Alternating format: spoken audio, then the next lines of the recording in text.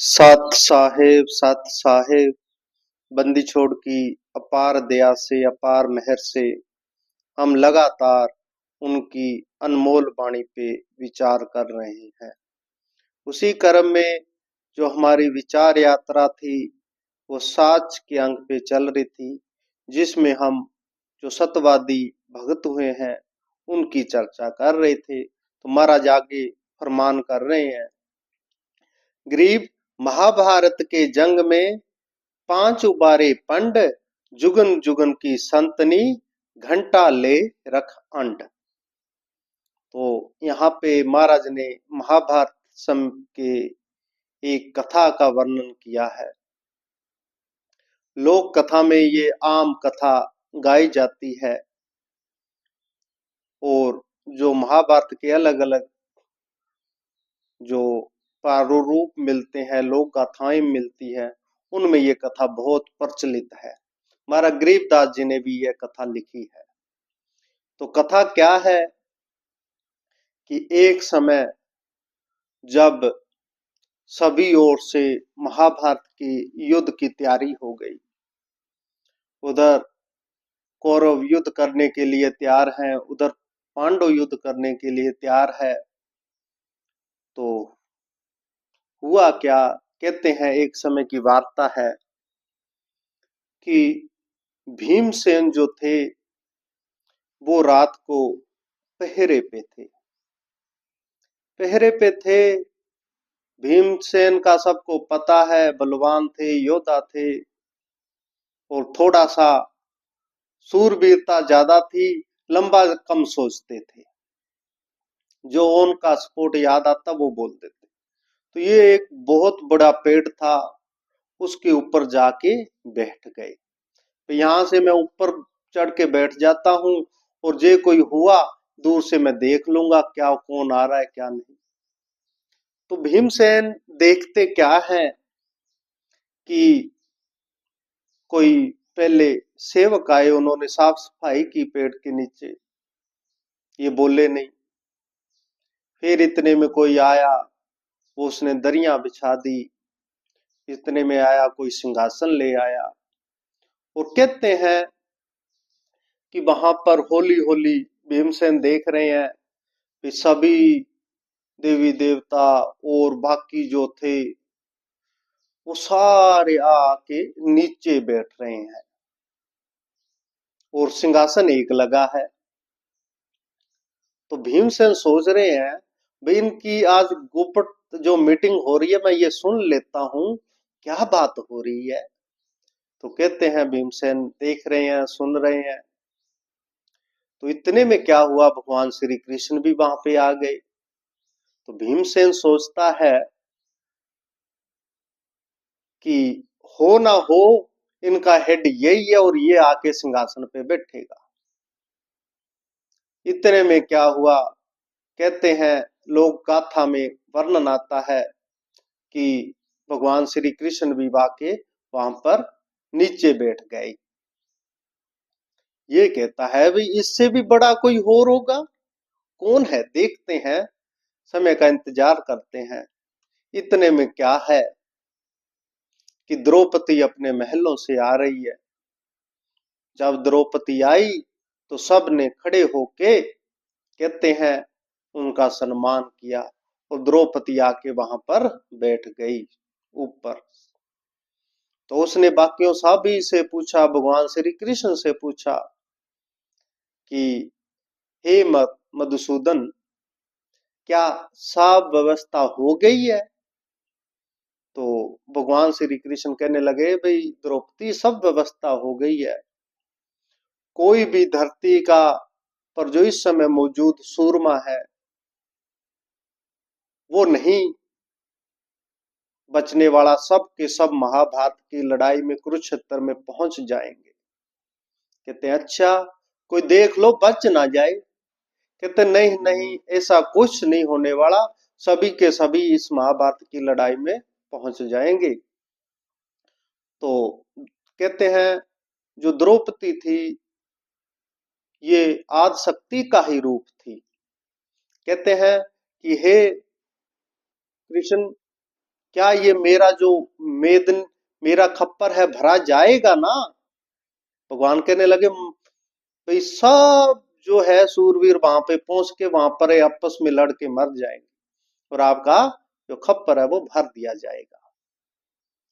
इतने में एक वहां पे पंछी आ गया, जिसको इस साइड में टिटेरी बोलते हैं। एक छोटी चिड़िया होती है, चिड़िया जैसा ही पंछी होता है टिटेरी। तो वो आ गई, वो कहने लगी भाई बात सुनो, आप लड़ाई में वहां पे आए, मैं आप कहते हो जो आ गया वहां लड़ाई में, जितने कौरव की ओर से आ गए जितने पांडव की ओर से आ गए सब के सब मरेंगे। पांडव पांचों पांडव मरेंगे, 100 के 100 जो है कौरव मरेंगे और बाकी सारे योद्धा मरेंगे। पर परंतु मेरे वहां पे 5 अंडे हैं और मैं ना तो कौरवों की ओर से लड़ने और ना कोई पांडवों से, मेरा क्या लेना देना, मैं तो एक चिड़िया हूँ, टिटेरी हूँ। तो मेरे जो 5 अंडे जो है वो सलामत रहने चाहिए। उसने फरियाद करी, तो काफी फरियाद करी, काफी मतलब प्रार्थना करी। तो द्रौपदी ने कहा, कहते हैं हे मधुसूदन, भगवान श्री कृष्ण से कहा कि हे कृष्ण, इसके जो 5 अंडे हैं वो बच जाने चाहिए, ऐसा आप जो है लीला कर दो। तो वहां पर देवराज इंद्र भी विराजमान थे उस सभा में।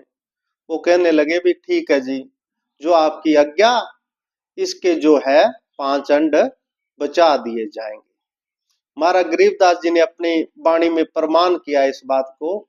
कहते हैं कि 88 मण का जो है इंद्र के जो हाथी है उसका घंटा था, वो गले से निकल के पड़ा। पड़ा कहाँ पे? जहां पर वो 5 अंडे थे उनके ऊपर आके वो घंटा इतना बड़ा था वो उसके ऊपर पड़ गया। और पूरे की पूरी, बाद में कहते हैं पूरी की पूरी महाभारत हुई और लाखों करोड़ों लोग वहां पर आपस में कट के मर गए। परंतु उस घंटे के नीचे उस टिटेरी के जो 5 बच्चे थे वो सही सलामत पाए गए। बाद में लड़ाई के मैदान के बाद में वो घंटा जो है उठाया गया इंद्र के द्वारा। तो ऐसी कथा थी। तो कहते हैं उस टिटेरी ने कहा भी मेरे 5 अंडे बचने चाहिए। जब प्रार्थना करी तो द्रौपदी और भगवान श्री कृष्ण ने उसको वचन दिया, भाई तेरे 5 अंडे बच जाएंगे, उनको कोई नुकसान नहीं होगा। तो द्रौपदी ने लास्ट में फिर कहा, देख लो मधुसूदन, कोई बचना नहीं चाहिए। कहते और जो ये मेरा जो खप्पर है वो तो 5 पांडवों के खून से ही भरेगा, देख लेना। कहते हैं जी सब चिंता मत करो, सकल मेदनी जो है आपके खप्पर में समा जाएगी। अच्छा, ऐसा कह के जब पूरी रिपोर्ट हो गई तो कहते हैं सभा समाप्त हुई और सभी अपने अपने स्थान पे चले गए। भीमसेन जो ये सब देख रहे हैं और उन्होंने सुन लिया ये द्रौपदी ही हमें मरवाने की कोशिश कर रही है, क्या बात है, ये कोई आम हस्ती नहीं है, आम नारी नहीं है, ये तो कोई उस परम आद शक्ति की ही माया है। तो कहते हैं भीमसेन जो है अपनी माता कुंती के पास गए, आधी रात में जाके माता को उठाया। कहते माता माता माता, क्या हुआ भीम? बस आज तो तुम्हारे लास्ट दर्शन ही है, अब तो क्या हुआ भीम, बोल बात क्या है? कहते हैं माता, महाभारत के मैदान में सब पांडव मारे जाएंगे, सब योद्धा जो भी गया वहां पे मारा जाएगा। कहते बात क्या, बात पूरी बताओ। तो भीमसेन ने पूरी बात बताई, भाई ऐसे ऐसे ऐसे मैंने देखा, भाई सभा लगी है उसमें सभी बैठे हैं, वहां पे द्रौपदी भी आई, भगवान श्री कृष्ण भी थे और इनके बीच मतलब विवाह चर्चा यह हुई कि सभी मरेंगे और ये जो द्रौपदी है ये कहती है मेरा खप्पर भरा जाएगा। तो भीम और क्या देखा, भीम कहता महाराज इस माता इसके बाद भी कुछ बाकी है। कुंती कहती भाई नहीं भीम पूरी बात बता, कुछ और भी देखा तूने? फिर भीमसेन को याद आया। भीमसेन कहते हैं कि हे माता वहां पे एक टिटेरी आई, पंछी जो है वो आया। अच्छा, उसने कहा भाई मेरे जो 5 अंडे बचा दिए जाएं। और क्या हुआ फिर इन्होंने वचन दे दिया कि तुम्हारे जो 5 अंडे हैं वो बच जाएंगे। और ऐसे ऐसे इंद्र ने कह दिया कि मेरे जो हाथी का जो घंटा है वो टूटेगा और उन 5 अंडों को ऊपर पड़ जाएगा, वो बच जाएंगे। तो और ऐसे ऐसे पूरी संपूर्ण बात बताई भीमसेन ने। माता बचा सकती है तो तुम हो। तो माता कुंती भीमसेन के साथ में सुबह तड़के 4 बजे से पहले ही द्रौपदी के द्वार पे कक्ष पे जाके आवाज मारी है। द्रौपदी बाहर आई है, सामने देख रही है भाई अपनी सास माता कुंती को देख रही है, प्रणाम किया है। तो कुंती कहती है कि हे द्रौपदी आज मैं आपको प्रणाम करती हूँ। वो कहती माता श्री क्या हुआ, सुबह सुबह ऐसी क्यों बात कर रही हो? कहते भाई आज जो है मैं तुम्हारी सास नहीं हूँ, मैं एक मांगने वाली हूँ और आज मैं तुमसे कुछ मांगने आई हूँ, अगर देना चाहो तो द्रौपदी कहती है भाई आप तो हुक्म करिए। कहते हुक्म नहीं, मांगने आई हूँ, वचन दो, कुछ दो तो कहते हैं कथा कहती है कि द्रौपदी ने कहा भाई माता श्री मांगिए, क्या मांगना चाहती हो आप? तो कुंती ने कहा कि हे द्रौपदी तुमने वचन किया है कि 5 जो टिटेरी के अंडे हैं वो महाभारत के युद्ध में बच जाएंगे। तो उसके 5 अंडे उबारने का वचन तुमने दिया है। तो हे द्रौपदी तुम मेरे को वचन दे दो कि मेरे भी 5 पुत्र सही सलामत उबर जाएं। और द्रौपदी ने वचन दे दिया था भी माता जो तू मांगेगी मैं दे दूंगी। तो माता कहने लगी भी मेरे 5 अंडे बचाओ। उसके 5 अंडे बचाए हैं तो मेरे 5 पुत्र बचाओ। तो द्रौपदी कहने लगी भाई माता श्री आपने ये क्या मांग लिया? तो कुंती कहती है भाई जो है वो अब तेरे सामने है द्रौपदी, मेरे जो है 5 पुत्र बचने चाहिए। तो कहते हैं कथा कहती है कि द्रौपदी ने कहा भाई जाओ आपके 5 जो है पुत्र सलामत रह जाएंगे, बच जाएंगे। ये लीला तो सारी उस प्रभु परमपिता परमात्मा की ही है। ये लीला तो भगवान श्री कृष्ण ही कर रहे थे, नहीं तो कौन? भीमसेन को कहाँ पता लगने वाला था और कहाँ वो टिटेरी आने वाली थी और कहाँ उसके 5 ही अंडे होने थे। ये लीला तो सारी उस परमपिता परमात्मा की ही है। पर वो हमें ये समझा रहे हैं, बता रहे हैं कि अगर कभी अहंकार नहीं करना चाहिए, सत्य से जुड़ के अधीनता के अंदर रहोगे तो वो परम पिता परमात्मा किसी ना किसी रास्ते से तुम्हारी रक्षा करेंगे ही करेंगे। जब द्रौपदी ने ये वचन दे दिया तो वहां पर भगवान श्री कृष्ण भी आ गए। तो द्रौपदी कहने लगी हे मधुसूदन, हे कृष्ण, ये मेरा जो खप्पर है ये खाली रह जाएगा। तो कहते हैं कि भगवान ने कहा, वचन दिया, हे द्रौपदी कोई बात नहीं है, हे जगत जननी आदि माया के ही आप रूप हो। और कलयुग में जब कलयुग बद जाएगा तब मैं निकलंक अवतार लेके आऊंगा और इस धरा पर तब पूरी तरह जो है इस धरा पे आतताइयों का, झूठों का, जो है अज्ञानियों का, जो है राक्षस बुद्धि वालों का दबदबा हो जाएगा। क्योंकि कलयुग के अंत समय में जो है सत्यवादी को कुमारा ने कहा कोई पूरी पृथ्वी पर 1-2 ही होंगे, बाकी तो सारे जो है झूठे हो जाएंगे और बुरे कर्म करने वाले हो जाएंगे। तो कहते हैं भगवान भाई हे देवी मैं उस समय नीकलंक अवतार लेके, कल की अवतार लेके जो है अवतार धारण करूंगा, और तब उस समय मैं सभी दुष्टों का संहार करूंगा। तब उस समय तुम्हारे जो है खप्पर में ये समा जाएंगे। हमारा गरीबदास जी ने हाल लिखा, द्रौपदी के खप्पर में मेदनी समायसी, चौष्ट जोगनी मंगल गायसी। मेदनी कहते हैं जो ये सृष्टि है, ये सकल सृष्टि को मेदनी भी संतों ने कहा। कहते हैं द्रौपदी के खप्पर में मेदनी समायसी, ये सारी जो आतताइयां पावरा है, ये सारा जो है उसके खप्पर में समा जाएगा। चौष्ट जोगनी मंगल गायसी, ये जोगनी अलग होती हैं, इनके विषय में अलग वीडियो बनाएंगे। और जब महाभारत की लड़ाई खत्म हो गई तो जो महाभारत देखने वाला एक ही था, वो था वीर बरबरीक। बरबरीक का जो शीश था वो भगवान श्री कृष्ण ने मांग लिया था।